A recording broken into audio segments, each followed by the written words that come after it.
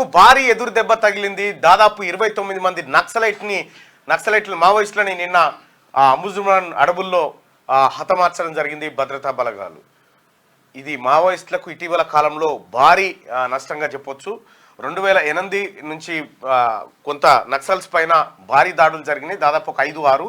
అందులో వాటన్నిటిలో కూడా ఇది అతిపెద్ద ఎన్కౌంటర్ అని చెప్పుకోవచ్చు. దాదాపు 29 మందిని హతమార్చినట్టుగా మనకు సమాచారం అంతా ఉంది. నిజానికి మరి మావోయిస్టులకు ఇప్పుడున్నటువంటి కాలంలో ఏమేం అంశాలు ఉన్నాయి, మావోయిస్టులకు ఉన్నటువంటి ప్రస్తుతమైనటువంటి సమస్యలు ఏంటివి, అసలు ఆ అడవుల్లోకి నక్సల్స్ సామ్రాజ్యంగా ఉన్నటువంటి ఆ అంబుజ్మడ అడవుల్లోకి వెళ్ళడానికి గతంలో భద్రతా బలగాలు భయపడేటువంటి పరిస్థితి, ఇప్పుడు ఎంత ఈజీగా వెళ్ళగలిగినాయి, అసలు ఛత్తీస్గఢ్లో ఉన్నటువంటి ఈ ప్రాంతంలో ఏం జరుగుతూ ఉంది, ఒక భారీ అలజడి అయితే కనిపిస్తూ ఉంది. ఇక 5 రాష్ట్రాలకు, ఇటు తెలంగాణ, మహారాష్ట్ర, ఆంధ్ర, ఒడిస్సా, ఛత్తీస్గఢ్, ఈ 5 రాష్ట్రాలకు భద్రతా బలగాలు సీరియస్గా ఆదేశాలు జారీ చేసినాయి. ఎప్పుడైనా ఏమైనా జరగవచ్చు, అప్రమత్తంగా ఉండండి అనేటువంటి మాట.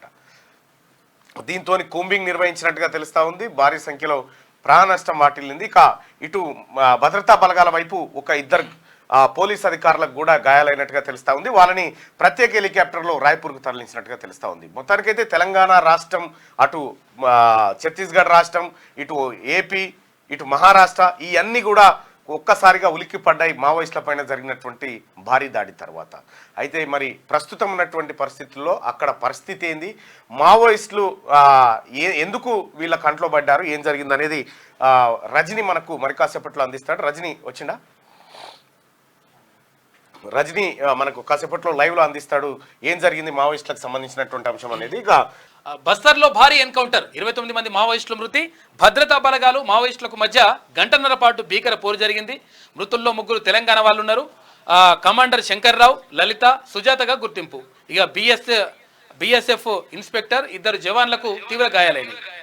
ఛత్తీస్గఢ్లోని బస్తర్ ప్రాంతంలో భారీ ఎన్కౌంటర్ జరిగింది. ఇందులో 29 మంది మావోయిస్టులు చనిపోయారు. అయితే ఈ నెల 19న తొలి విడత లోక్సభ ఎన్నికలు జరగనున్నాయి. బస్తర్ సెగ్మెంట్ కు అదే రోజు ఎన్నికలు జరగనుంది. అయితే ఈ ఎన్నికలను బహిష్కరిస్తున్నట్లు మావోయిస్టు పార్టీ ప్రకటించింది. దీంతో దాడులకు దిగుతుందనే పక్కా సమాచారంతో భద్రతా బలగాలు అలర్ట్ అయ్యాయి.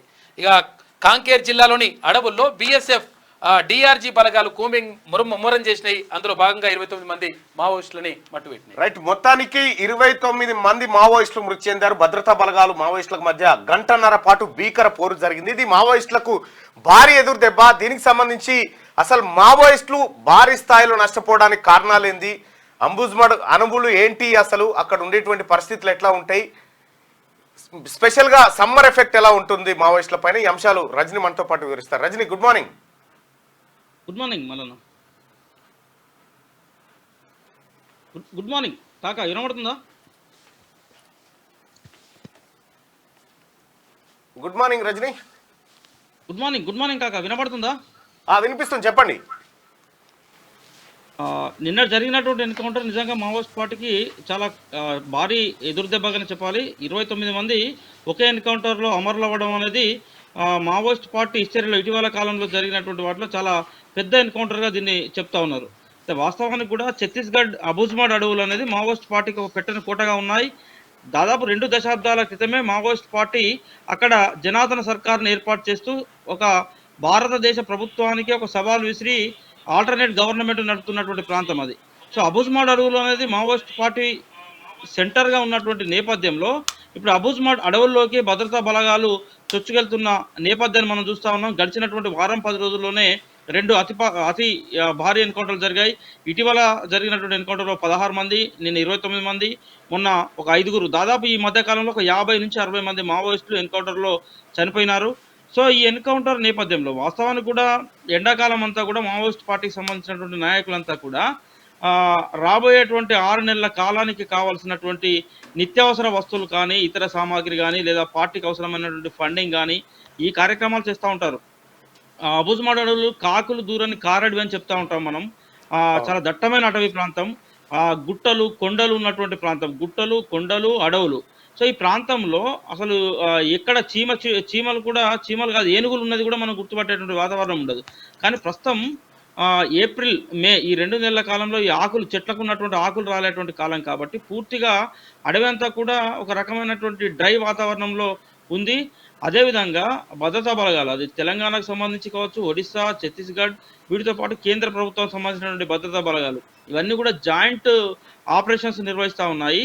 సో ఈ జాయింట్ ఆపరేషన్స్ నిర్వహిస్తున్నటువంటి నేపథ్యంలో వాతావరణం నుంచి అంటే మనకు ఆకాశం నుంచి ఉన్నటువంటి కొంత ఇన్పుట్స్ కింది నుంచి మనకు ఎందుకంటే భూమి పైన భద్రతా బలగాలు లోపలికి అడవిలోకి వెళ్ళాలంటే అయితే ప్రజల సహకారం ఉండాలి లేదా అడవి సహకారం ఉండాలి. సో ప్రజలు సహకారం పూర్తిగా మావోయిస్ట్ పార్టీగా ఉంటుంది కాబట్టి ఆ ఆకాశం నుంచి తీస్తున్నటువంటి ఛాయాచిత్రాల ఆధారంగా మావోయిస్టుల యొక్క కదలికలను గుర్తిస్తూ ఉన్నారు.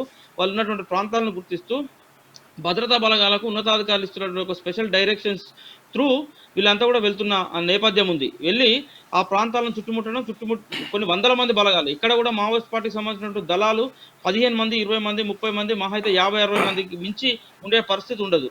కానీ భద్రతా బలగాలు మాత్రం కొన్ని వందల సంఖ్యలో భద్రతా బలగాలు ఆకాశం నుంచి తీస్తున్నటువంటి ఛాయాచిత్రాల ఆధారంగా ప్రాంతాలను చుట్టుముట్టడం, వాళ్ళకు ఉన్నటువంటి ఆ స్కెచ్ల ద్వారా ఈ ఎన్కౌంటర్లు చేస్తున్నట్టుగా మనకు స్పష్టంగా అర్థమవుతా ఉన్నది. సో మావోయిస్ట్ పార్టీకి సంబంధించిన కేంద్ర కమిటీ సభ్యులు కావచ్చు, రాష్ట్ర కమిటీ సభ్యులంతా కూడా ప్రస్తుతం అబూజ్మడ్ ప్రాంతంలోనే తమ సేఫ్ సైడ్గా ఉన్నారు, ఆ ప్రాంతంలోనే ఉన్నారు. కాబట్టి సో మావోయిస్ట్ పార్టీకి సంబంధించిన జాతీయ కేంద్ర నాయకత్వాన్ని అదేవిధంగా వివిధ రాష్ట్రాల నాయకత్వాలను టార్గెట్ చేస్తూ ఈ ఎన్కౌంటర్ కావచ్చు, భద్రతా బలగాల కూంబింగ్లు కొనసాగుతున్నట్టుగా మనకు స్పష్టంగా అర్థమవుతా ఉన్నది. సో నిన్న ఎస్పెషల్లీ జరిగినటువంటి ఎన్కౌంటర్లు అయితే తెలంగాణ ప్రాంతానికి సంబంధించినటువంటి ముగ్గురు నక్సలైట్లు అమరులయ్యారు.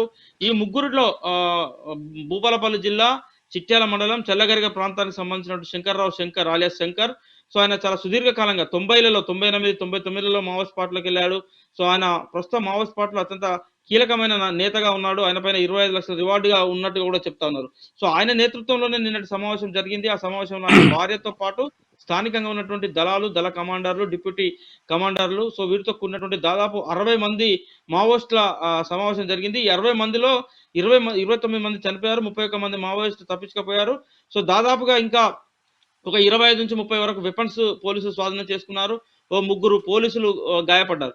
సో ఇదంతా కూడా జనరల్ గా జరిగేటువంటి ప్రాసెస్. అయితే సహజంగా ద్రోహి ఇచ్చేటువంటి సమాచారాలు కావచ్చు లేదా ఇతరత్ర సమాచారాల ఆధారంగా పోలీస్ దళాలు అడవిలోకి వెళ్ళేటువంటి వాతావరణం ఉంటుంది. కానీ ప్రస్తుతం అయితే నిన్న జరిగినటువంటి ఎన్కౌంటర్ అయితే పూర్తిగా పట్టపగలు మధ్యాహ్నం 1 గంట తర్వాత జరిగిందంటే పట్టపగలు జరిగినటువంటి ఎన్కౌంటర్ ఇది. పూర్తిగా ఛాయాచిత్రాల ఆధారంగా పోలీసు ఉన్నతాధికారులు ఇచ్చే డైరెక్షన్స్ ఆధారంగానే ఈ పోలీస్ బలగాలు కావచ్చు లేదా కోబ్రా బలగాలు కావచ్చు సో నిన్న ఎన్కౌంటర్ చేసినట్టుగా మనకు స్పష్టంగా అర్థమవుతుంది.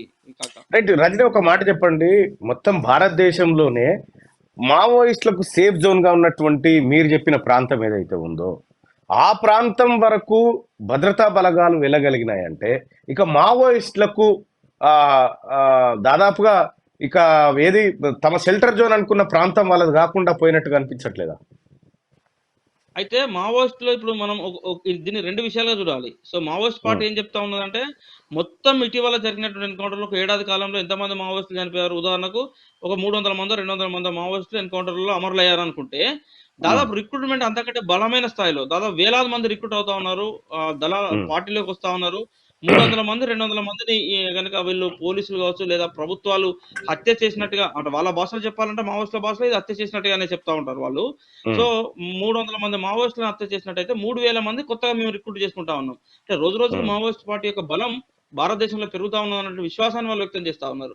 సో ఇప్పటికే ఒక కారిడార్ కూడా మేము నిర్మించాం భారతదేశంలో, అతి త్వరలో మేము అనుకున్నటువంటి లక్ష్యాన్ని రీచ్ అవుతా ఉన్నటువంటి విశ్వాసంతో వాళ్ళు వెళ్తా ఉన్నారు. సరే, ఎవరికి ఆ పార్టీ సిద్ధాంతం సైద్ధాంతికంగా ఎవరికి ఉండేటువంటి విధానాలు వారికి ఉన్నప్పటికీ ఇటువంటి ఎన్కౌంటర్ జరగడం భారతదేశంలో ఇది అయితే కొత్త ఇబ్బందికరమైన వాతావరణం, పార్టీకి ఇబ్బందికరమైనటువంటి వాతావరణమే. ప్రజలుగా లేదా నిష్పక్షపాతమైనటువంటి జర్నలిస్టులుగా మనలాంటి వాళ్ళందరం కూడా ఈ దేశ పౌరులను మనం పోగొట్టుకుంటా ఉన్నాం. నిజంగా వాళ్ళు ఏమన్నా భారతదేశ రాజ్యాంగాలను చట్టాలను ఉల్లంఘించి వెళ్ళినటువంటి సందర్భంలో సో మనం తిరిగి మళ్ళీ మన భారత రాజ్యాంగాలను చట్టాలను భారత ప్రభుత్వాలపైన విశ్వాసాలను కలిగించి సో మావోయిస్ట్ పార్టీ లాంటి వాటిని లేకుండా చేసే ప్రయత్నం చేయాలి. కానీ ఎన్కౌంటర్లు చేయడం ద్వారా మాత్రమే, హత్యలు చేయడం ద్వారా మాత్రమే, చంపేయడం ద్వారా మాత్రమే ఉద్యమాలను నిర్వహిస్తామని అది కేంద్ర ప్రభుత్వం భావించినా రాష్ట్ర ప్రభుత్వాలు భావించినా ఎవరికి మంచిది కాదు. సో అబూజ్మడ్ అనేది అత్యంత సేఫ్ ప్రాంతం. అబూజ్మడ్ అడవుల్లోనే మావోయిస్ట్ పార్టీ కేంద్ర కమిటీ సభ్యులంతా కూడా ఉన్నారు, అది సేఫ్ సైడ్ గానే భావిస్తా ఉన్నారు. అయితే పోలీసులు చెప్తున్నది ఏంటంటే అది కొన్ని వందల హెక్టార్లలో విస్తరించినటువంటి ప్రాంతం కాబట్టి భారతదేశ అడవులలోనే అది దాదాపు 5 నుంచి 6% భారతదేశ అడవులు దాదాపు 25-30% అడవులు కనుక ఈ దేశంలో ఉంటే అందులో 5 నుంచి 6% అడవులు అబుజ్మాడ్ అడవులే. సో అబుజ్మాడ్ అచ్చా. క్లైమేట్ అంతా కూడా ఒక డిఫరెంట్ క్లైమేట్ ఉంటుంది. అడవులతో పాటు ఏంటంటే చాలా ఎత్తైన కొండలు, గుట్టలు. ఒక గుట్ట యొక్క గుట్ట దిగాలంటే వారం 10 రోజులు పట్టేంత గుట్టలు ఉంటాయి. సో ఆ గుట్టలలో సొరికెలు ఉంటాయి. సొరికెలు అంటే మనం ఏమంటాం గుహలు అంటారు కదా, గుహలు సొరికెలు ఉన్నటువంటి ప్రాంతాలు ఉంటాయి. సో దాన్ని ఆనుకొని అక్కడ ఉన్నటువంటి ప్రజలు కూడా ఎట్లా ఉంటదంటే మన ఈ ప్రాంతంలో ఉన్నట్టుగా ఉండదు. కేవలం ఓకే. 8 కుటుంబాలు, 9 కుటుంబాలు, 10 కుటుంబాలే ఒక ఊరుగా నిర్మాణమై ఉన్నటువంటి ప్రాంతాలు ఉంటాయి. 8, 9, 10 కుటుంబాలే అక్కడ అడవిని నరకడం, పోడు చేసుకోవడం, ఆ పోడు మీద జీవించేటువంటి వాతావరణం ఉంటుంది. సో అక్కడికి వాళ్ళకు అబుజ్మాడ్ అడవులకు దగ్గరగా వెళ్ళాలంటే భూపాలపట్నం లాంటి ప్రాంతాలే చాలా పెద్ద సిటీ. భూపాలపట్నంలో జరిగేటువంటి సంతలే చాలా పెద్ద సిటీ. సో ఆ అడవిలోకి అటు భూపాలపట్నంలోకి వచ్చేసి వారానికి సరిపడేటువంటి సరుకులు, అది కూరగాయలు కావచ్చు, నిత్యావసర వస్తువులు, ఇతరాతర వస్తువులు కొనుక్కొని మళ్ళీ వారం దాకా వాళ్ళకు సరుకులు కొనుక్కోలేనటువంటి ఒక వాతావరణం ఉంటుంది. సో అయినప్పటికీ ఆ ప్రాంత ప్రజలందరూ కూడా మావోయిస్ట్ పార్టీనే తమ సొంత ప్రభుత్వంగా, సొంత పార్టీగా భావిస్తా ఉన్నారు. సో భారతదేశ ప్రభుత్వాన్ని కావచ్చు, ఛత్తీస్గఢ్ ప్రభుత్వాన్ని వాళ్ళు ద్రోహులుగా ఫీల్ అవుతా ఉన్నారు. కాబట్టి ప్రజల మద్దతు ఉన్నంత కాలం మావోయిస్ట్ పార్టీ బ్రతుకుంటుంది అనేది పార్టీ యొక్క విశ్వాసం, మావోయిస్ట్ పార్టీ యొక్క విశ్వాసం. కానీ ఆ ప్రజలను కాదు, ప్రాంతాన్ని కాదు. సో మనకు ఛాయాచిత్రాలు, ఆకాశంలో ఉన్నటువంటి ఛాయాచిత్రాలు లేదా ఇప్పుడు పంపిస్తున్నటువంటి రాకెట్ల ఆధారంగా సో మావోయిస్ట్ పార్టీకి సంబంధించిన అగ్రనేతలు నేర్వేయడం ద్వారా గిరిజనులందరినీ కూడా భారతదేశ ప్రభుత్వంలో కలపొచ్చు అనేది బలగాల ఆకాంక్ష కావచ్చు, లేదా ప్రభుత్వాల ఆకాంక్షగా ఉన్నటువంటి నేపథ్యం. సరే ఏదేం జరిగినా కూడా మరొక 2-3 దశాబ్దాల పాటు మావోయిస్టుల ఉనికి పూర్తిగా లేకుండా చేయాలన్నటువంటి ప్రభుత్వ లక్ష్యం నెరవేరకపోవచ్చు. సరే ఏం జరుగుతుంది ఏందనేది మున్ముందు మనకు తెలిసే అవకాశం ఉంది. కానీ ఎవరి విశ్వాసం వారికి ఉంది. అంతిమంగానైతే ఇటువంటి ఎన్కౌంటర్లు అయితే ఇది మనం చూడదగింది కోసం మనం ఆకాంక్షించిన విషయాలే అయితే లేవు చెప్పచ్చు. Right, thank you Rajani. అది మొత్తానికి మావోయిస్ట్ పార్టీకి భారీ దెబ్బ తగిలిందని చెప్పుకోవచ్చు.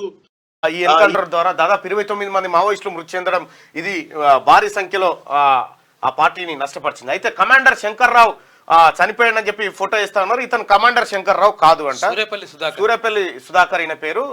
వెలుగు దినపత్రికలో తప్పు ఫోటో వచ్చింది. అయితే ఛత్తీస్గఢ్ లో బస్తర్ ప్రాంతంలో భారీ ఎన్కౌంటర్ జరిగింది. ఇందులో 29 మంది మావోయిస్టులు చనిపోయారు. ఈ నెల 19న తొలి విడత లోక్సభ ఎన్నికలు జరగనున్నాయి. బస్తర్ సెగ్మెంట్ కు అదే రోజు ఎన్నికలు జరగనుంది. అయితే ఈ ఎన్నికలను బహిష్కరిస్తున్నట్టు మావోయిస్టు పార్టీ ప్రకటించింది. దీంతో దాడులకు దిగుతుందనే పక్కా సమాచారంతో భద్రతా బలగాలు అలర్ట్ అయ్యాయి. కాంకేర్ జిల్లాలోని అడవుల్లో బీఎస్ఎఫ్, డిఆర్జీ బలగాలు కూంబింగ్ ముమ్మరం చేశాయంటూ వార్తను చూస్తా ఉన్నాం. ఇది బిగ్ వార్త. ఎన్కౌంటర్ జరిగిన కాంకేర్ జిల్లాలోని అటవీ ప్రాంతం ఇదే అని చెప్పి ఎట్లా ఉన్నాయి చూడు ఈ అడవులు. ఈ అడవులలో నడుచుడే గగనతరంగం. వానాకాలం అయితే దారుణంగా ఉంటుంది. చెట్లు మీకు ఎండిపోయినట్టు కనిపిస్తా ఉన్నాయి చూడు. ఈ చెట్లు ఎండిపోవడము, ఆ తర్వాత సాటిలైట్ మ్యాప్లకు ఇప్పుడు ఈజీగా దొరుకుతారు అన్నట్టు.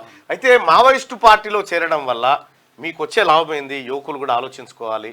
అందులో పోయేవాళ్ళు మంచి భారతదేశం ఉంది, ప్రజాస్వామ్యం ఉంది, ఇక్కడ కావాల్సిన ఎన్నికల ప్రక్రియ ఉంది. 23 సంవత్సరాలు